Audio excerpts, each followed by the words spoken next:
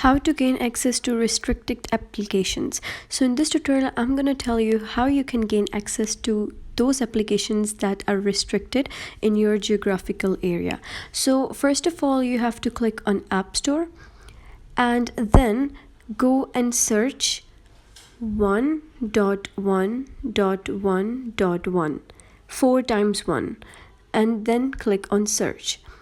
Now here you have to see this one which has the logo of I with 4 and download this one. I have already downloaded, so I'm just going to click on open.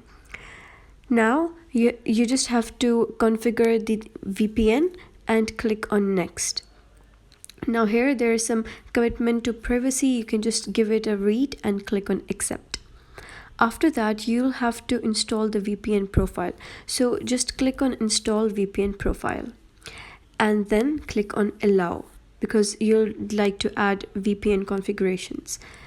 After that, you'll be redirected to the settings. Just verify using your Touch ID and then click on either, if you want to allow notifications, click on allow notifications or then not now.